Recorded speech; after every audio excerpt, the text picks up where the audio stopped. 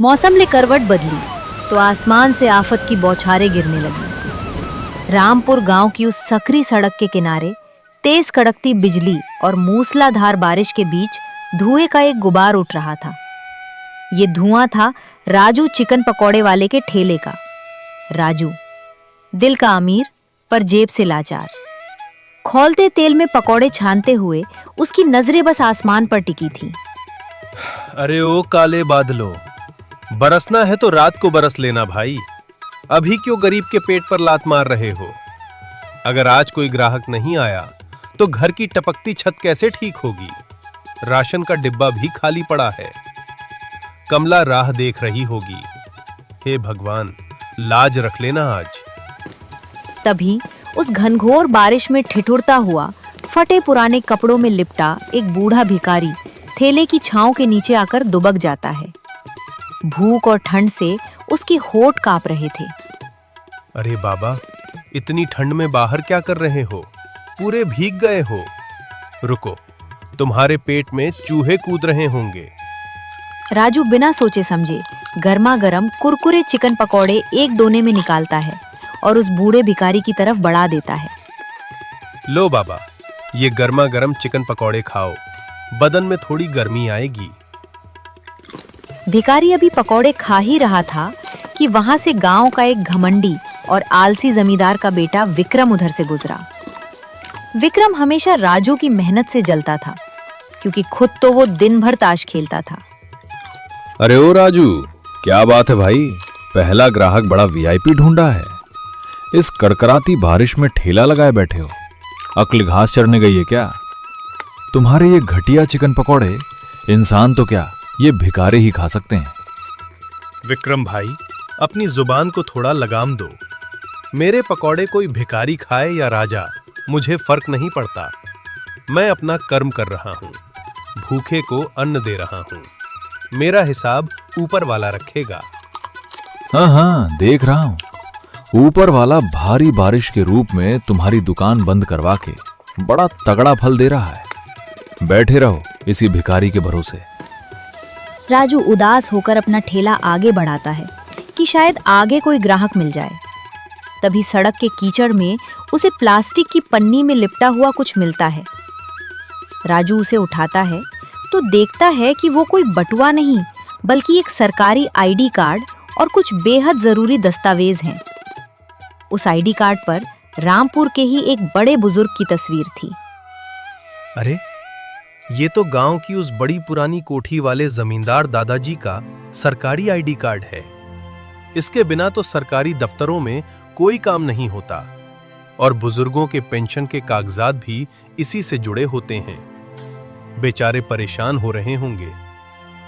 पर अगर मैं अभी ठेला छोड़कर गया तो आज की बोहनी भी नहीं होगी। घर का राशन कैसे आएगा?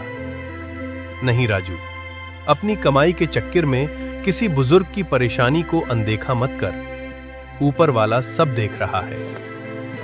राजू तुरंत अपना ठेला घुमाता है और मूसलाधार बारिश में भीगते हुए गांव के कोने में बनी कोठी के सामने जा खड़ा होता है।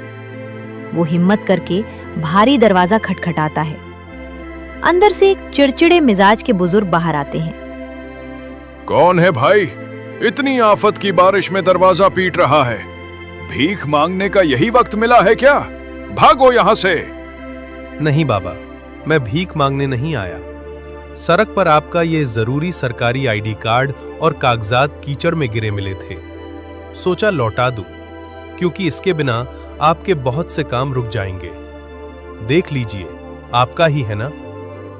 आईडी कार्ड को देखते ही बुजुर्ग के चेहरे का गुस्सा हवा हो गया। उनकी आंखों से आंसू छलक पड़े। उन्होंने राजू का हाथ थाम लिया। बेटा, तुम कोई मामूली इंसान नहीं, मेरे लिए फरिश्ता बनकर आए हो। इसी आईडी कार्ड और कागजात के भरोसे अस्पताल में मेरी बीमार पत्नी के मुफ्त इलाज की सरकारी फाइल पास होनी थी। अगर ये आज न मिलता तो कल अस्पताल वाले उसे निकाल देते। मैं बहुत परेशान था बेटा, बहुत बहुत शुक्रिया। बाबा, शुक्रिया मत कहिए। आपकी पत्नी जल्दी ठीक हो जाए, बस यही दुआ है। आपके चेहरे का ये सुकून ही मेरी आज की सबसे बड़ी कमाई है। बुजुर्ग से विदा लेकर राजू अपना ठेला लेकर उस चौराहे पर आ जाता है जहां से शहर जाने वाली गाड़ियां गुजरती थीं। बारिश थोड़ी थमी तो किस्मत ने पलटा खाया। दो राहगीर राजू के ठेले की तरफ बढ़े। अरे राजू, देख तो जरा, राजू के ठेले पर कैसे कुरकुरे चिकन पकौड़े छन रहे हैं। इस कड़कड़ाती ठंड में मन तरस गया कुछ ऐसा खाने को। हाँ भाई राजू, जरा हमारे लिए भी एक प्लेट बढ़िया मसालेदार चिकन पकौड़ा लगा दो। तीखी वाली हरी चटनी भी डालना। हाँ हाँ चाची, अभी लो, एकदम ताजा माल है, खाकर आत्मा तृप्त हो जाएगी तुम्हारी। धन्नो और राजू अभी पकौड़े खाने ही वाली थीं कि तभी वहां घात लगाए बैठा जलने भुनने वाला विक्रम सामने आ गया। राजू की दुकान चलते देख उसका खून उबल रहा था। राजू का ध्यान भटकाने के लिए उसने एक पकौड़ा उठाया, उसे मुंह में डाला और अचानक पेट पकड़कर जोर जोर से उल्टी करने का घिनौना नाटक करने लगा। छी छी, अरे चाची मत खाना, रुक जाओ, इस पकौड़े में से तो गंदी बदबू आ रही है। मेरा तो दम घुट रहा है, लगता है चिकन सड़ चुका है। राजू, तू लोगों को जहर खिलाएगा क्या? अरे क्या हुआ विक्रम बेटा, सचमुच उल्टी हो रही है क्या? पकौड़ा सड़ा हुआ है? हाँ चाची, देखो मेरी हालत, मुंह में डालते ही ऐसा लगा जैसे महीनों पुराना सड़ा हुआ मांस है। इस लालची राजू ने पैसे बचाने के चक्कर में मरा हुआ चिकन इस्तेमाल किया है। मत खाना चाची, बीमार पड़ जाओगी। छी रे राजू, धिक्कार है तुझ पर। चंद पैसों के लिए तू हमें सड़ा हुआ मांस खिलाकर बीमार करना चाहता है। हम तो तुझे बड़ा ईमानदार समझते थे। अरे नहीं चाची, मेरी बात तो सुनो, मेरा चिकन एकदम ताजा है। ये विक्रम झूठ बोल रहा है, ये सिर्फ नाटक कर रहा है।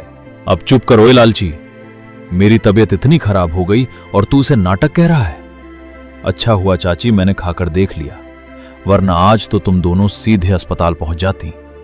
दोनों औरतें गुस्से में राजू को कोसती और थू थू करती हुई वहां से चली जाती हैं। राजू की मेहनत की कमाई और इज्जत दोनों कीचड़ में मिल चुकी थी। विक्रम, तू इतना गिर सकता है मैंने सोचा नहीं था। अपनी झूठी उल्टी का नाटक करके तूने आज एक गरीब की रोजी रोटी पर लात मारी है। पर याद रखना, ऊपर वाले की लाठी में आवाज नहीं होती, हिसाब सबका होगा। जा जा, बड़ा आया ऊपर वाले का ठेकेदार। एक्टिंग देखी मेरी? बन गया ना मैं गांव का भला आदमी, और तेरी दुकान ठप। अब बैठ के मक्खियां मार।